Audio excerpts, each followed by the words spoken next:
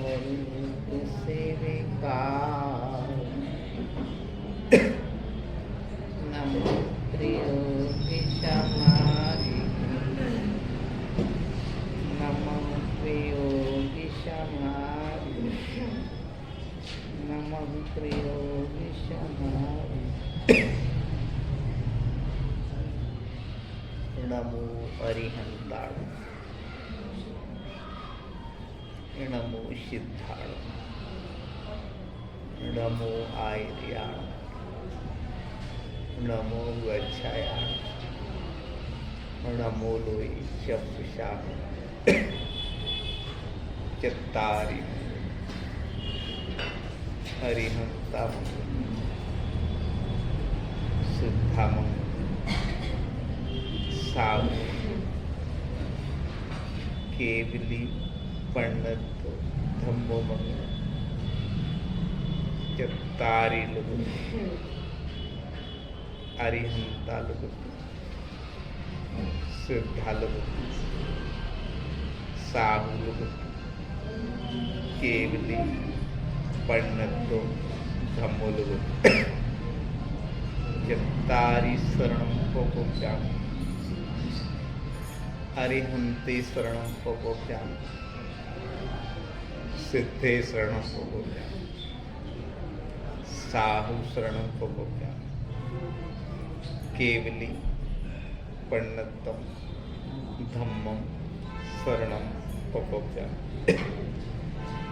बोलो देवादिदेव आदिनाथ भगवान की जय। चिंतामणि पार्श्वनाथ भगवान की जय। जिन शासन नायक महावीर स्वामी मानतुंगाचार्य महाराज की, आचार्य गुरुवर विद्यासागर जी महामुनि राज की, समस्त आचार्य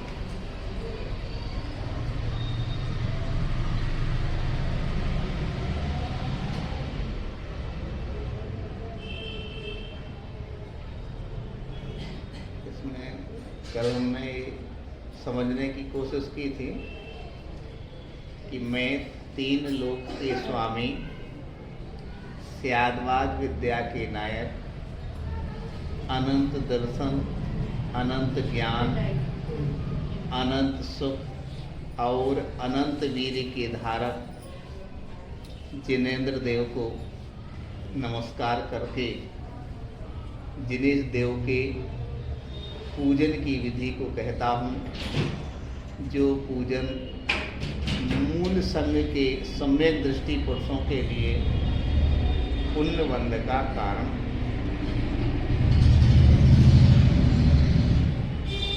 सबसे ज़्यादा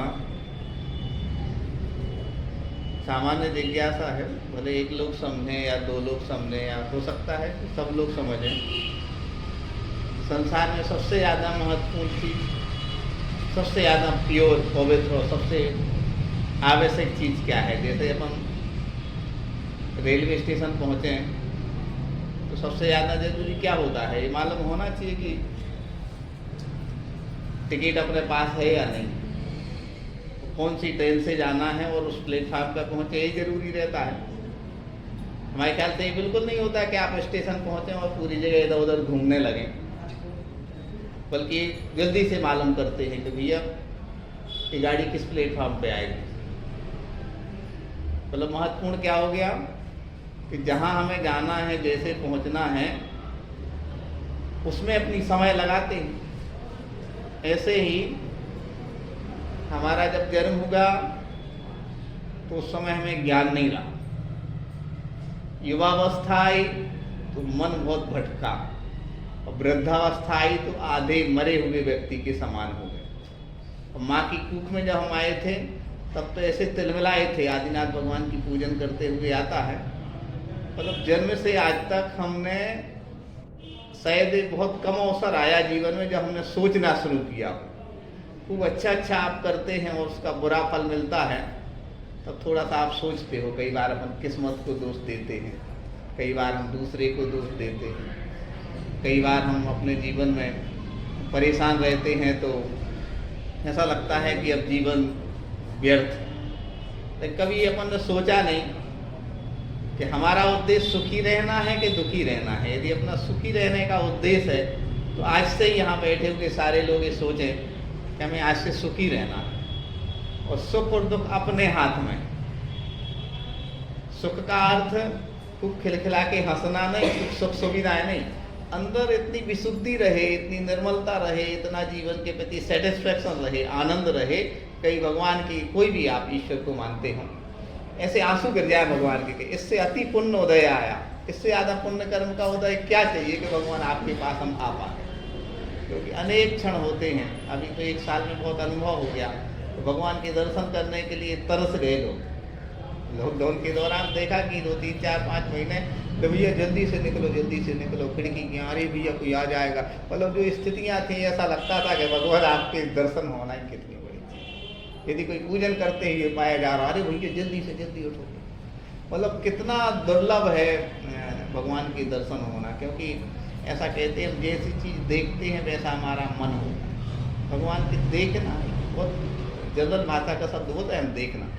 भगवान को देखेंगे तो हमारी पवित्रता बढ़ेगी, और मात्र चिटाई देखेंगे तो इसमें राग द्वेष हो सकते हैं। किसी व्यक्ति को देखेंगे तो और राग द्वेष होंगे, और घर की वस्तुएं देखेंगे तो और राग द्वेष होंगे। कहने का तात्पर्य वो चीज़ बिल्कुल नहीं देखना जिससे हमारी पवित्रता कम हो। एक बहुत बड़ा उदाहरण आता है कि यदि कोई किसी को देख रहा है तो उपकार कर रहा है, कोई किसी की बात सुन रहा है तो उपकार कर रहा है, किसी के साथ खड़ा है। बुंदेलखंडी में कहावत है, हमारे संग में ये कोई खड़े हुए तैयार नहीं है, मतलब ऐसा कोई हमारे संग खड़े 4 आदमी। इसका अर्थ है कि आपके साथ कोई खड़ा है, मतलब उपकार कर रहा है। क्योंकि आप देखना कि ऐसे लोगों के साथ व्यक्ति खड़े भी नहीं होते हैं जो अव्यवस्थित होते। क्यों नहीं होते? क्योंकि खुद तो गलत हैं ही और तुम्हें भी गलत बनाएंगे। इसे संसार में अधिकांश ऐसा चल रहा है। आप देखना, घर में आदमी अपने अपने हिसाब से चलाने की कोशिश करता है। हम भी गलत हैं और तुम भी गलत रहो, हम भी टेंशन में हैं, तुम भी टेंशन में रहो। अच्छा, जो साड़ी ऐसी नहीं, दूसरी साड़ी लो। भगवान करना क्या था और घर क्या था। हम साड़ी की उदाहरण कुर्ते पजामे का भी कह रहे हैं, भाई जी ससुराली जी घर ऐसा नहीं ऐसा। इसका अर्थ है हम भी परेशान हैं और तुम भी परेशान हो। मतलब ऐसा ना कि तुम सुखी हो जाओ। यदि तुम सुखी हो जाओगे तो क्या होगा, उनको लगेगा कि अच्छा इनने ऐसा क्यों कर लिया। क्योंकि ये संसार की रीति है। आपको एक उदाहरण सुनाया और आपको समझ में आएगा। जैसे किसी के बेटे ने कोई गलती की, 4 लोगों को मालूम हो गई, किसी दूसरे के बेटे ने भी तो सकता था, जैसे हमारे बेटा ने भी करी, चलो ठीक, मतलब और 4 लोगों ने और कर ली, तब तो और सेटिस्फेक्शन के भैया अब हम अकेले थोड़ी जी। ये मानवीय स्वभाव है कि खुद दुखी परेशान और लोग भी क्या रहे दुखी परेशान रहे। ये बहुत गहरी बात है। एक वृद्धावस्था तक आ जाती तो भी ये चिंतन नहीं आता। एक छोटा सा उदाहरण सुनाए, क्षमा के महाराज जी सुनाने लगते थे। एक जगह बाढ़ आई, उस एक दादाजी का सब बह गया। जब सब बह गया तो बड़े परेशान दुखी थे और किसी से पूछ रहे थे कि अच्छा तुम्हारा क्या हुआ, कि हमारा भी बह गया। अच्छा तुम्हारा भी ट्रैक्टर चला गया पानी में? बिल्कुल बह गया। हाँ बह गया, मतलब ट्रैक्टर मतलब सारी चीज़ें, गल्ला सब बह गया, सब बह गया। अच्छा मकान भी टूट गया? हम कहले तो अच्छा रहो यार भैया, हमारा भी बह गया, तुम्हारा भी बह गया, तो हम क्या टेंशन में बेटा, हमारा अकेला। आपको लग रहा होगा ये मानवीय स्वभाव है। और मानवीय स्वभाव इसलिए है, इसके पीछे कारण होता है, इसलिए सत्संगति मिलना बहुत कठिन, बहुत हमें अंदर से बहुत दुख होता है कभी अपने आप के लिए कि शास्त्रों का हो पठन सुनता। सुखी व्यक्ति से मिलोगे तो वो सुखी करेगा और दुखी व्यक्ति से मिलोगे तो वो दुखी करेगा। जैसे उदाहरण के रूप में आप देखने में बिल्कुल सुंदर नहीं लग रहे, बिल्कुल अच्छे कपड़े नहीं पहने, आपके अंदर कुछ भी योग्यता नहीं है, बाहरी दिख रही। इसके यदि अच्छे व्यक्ति से मिलोगे तो वो क्या देखेगा, तुम्हारे अंदर का कोई गुण देखेगा और तुम्हें याद करा देगा कि अरे तुम इतने अच्छे हो। क्यों बता देगा? क्योंकि वो वैसे ही तो परेशान है, और यदि तुम नकारात्मक बात करोगे तो और टेंशन में आ जाएगा वो। सम्यक दृष्टि होना बहुत कठिन है। सम्यक दृष्टि जीव निसंकित, निकांक्षित, निर्विचिकित्सा, उपगूहन, स्थितिकरण, वात्सल्य, धर्म की बातें अलग बात है। और जीवन में जैसे स्थितिकरण, वात्सल्य क्या कहलाता, कभी अपन सोचे अंदर से, यदि कोई गिर रहा है तो गिरने के लिए 4 लोगों से नहीं कहना कि वो गिर गया, उसको संभालने की कोशिश करना, ये स्थितिकरण कहलाता। और कई बार हमें अंदर से ऐसा, आपको खुद भी लगता है, इसको लिखा ना, क्या लिखा है कि सम्यक दृष्टि पुरुषों के लिए पुण्य बंध का प्रधान कारण। सम्यक दृष्टि के लिए, मिथ्या दृष्टियों के लिए नहीं। मिथ्या दृष्टि तो यही अपेक्षा करेगा कि हमारा व्यापार अच्छा चलना लगे। मिथ्या दृष्टि तो यही अपेक्षा करेगा कि हमारा बेटा बिटिया का विवाह हो जाए। मिथ्या दृष्टि तो यही अपेक्षा करेगा कि हमारा सुंदर रूप हो जाए। मिथ्या दृष्टि तो यही सोचेगा कि हमारी यहाँ संपदा आ जाए। और सम्यक दृष्टि ये सोचेगा कि हमारी आत्मा का कल्याण हो जाए। क्योंकि अनेक पत्नियां मिली, अनेक पति मिले, अनेक घर परिवार मिले, अनेक बच्चे मिले। अब आपको लग रहा होगा आज अष्टमी के दिन भैया क्या हमें बैरागी बनाना चाहते हैं? बिल्कुल बैरागी नहीं बनाना चाहते हैं। जल में कमल, जो कीचड़ में कमल रहता ना, तो उससे भिन्न रहने की साधना हो सकती है यदि हमारे पास सत्संगति है। सत्संगति है तो आप 1000 उलझनों के बीच क्या रहोगे? खुश रहोगे। खुश कैसे रहोगे? इसका एक उदाहरण बताएं और वाणी को विराम देंगे। क्या होता है, आपके पास जितनी समस्याएं हैं, बाजू वाले के पास उतनी समस्याएं, हो सकता है उससे ज़्यादा हो। वो कहता नहीं है। आप जितनी आपके पास समस्याएं हैं, आपको लगता है कि इनके पास समस्याएं नहीं, उसके पास बैठ के तो देखो, उसके पास 24 घंटे रह के तो देखो कि वास्तव में वो बोझा। किसी के यहाँ संपन्नता दिख रही तो धन पैसा सुख का साधन नहीं है। दाम बिना नर धन दुखी, तृष्णा बस धनवान, कहूँ न सुख संसार में सब। ये ऐसे ही बात नहीं आई है, ये बिल्कुल रियल बात है। ये सब चीज़ें एक दिन शांत हुए और उनकी उसमें 70 लाख रुपए खाते में मिले थे। अभी मतलब अभी हम बहुत छोटे तो नहीं, तो फर्स्ट ईयर पढ़ते थे, मतलब आज से 15-20 साल पहले की बात। 70 लाख रुपए खाते में थे और इतने परेशान हो गए। मतलब आपको लगता है कि पैसा सुख का कारण है, रूप सुख, ये सुख के कारण है ही नहीं। 8 मद हैं, ज्ञान का मद, रूप का मद, धन का मद, बल का मद, तप का मद, प्रभुता का, ये मद हैं। उस मद के चक्कर में पर उसको सुख मान लेते, ये मिथ्या सुख मान लेते। 4 हमें गाथाएं आने लगी तो क्या हम ज्ञानी हो गए? या हमारी ये चमड़ी अच्छी हो गई तो क्या हम सुंदर हो गए? या थोड़ा सा पैसा बढ़ गया तो क्या हम संपन्न हो गए? ज्ञान धन, ज्ञान रूपी धन। अब इसलिए क्या होता है कि ये मद हैं, और मद अपन पहचान नहीं पाते। क्यों नहीं पहचान पाते? क्योंकि सत्संगति नहीं। तो सत्संगति होती है तो क्या होता है, आदमी सोचता है कि नहीं यार हमें इनमें नहीं उलझना। अच्छे लोग सुलझाने की कोशिश करते हैं, बुरे लोग उलझाने की। कोई किसी को मार भी रहा है, काट भी रहा है, तो ये कोई नहीं कहेगा कि उसको आप उसका जवाब दो। क्यों नहीं कहेगा? क्योंकि यही जन्म में निपट लो भैया। भगवान पार्श्वनाथ का जीव जो है एक तरफा बैर रहा, कितने वो तक चला बताओ आप, कितने तक चला? एक तरफा। ऐसे ही आपके आसपास भी, आपके घर में भी कोई ऐसा जीव होगा जो आपको निरंतर प्रताड़ित करता हो।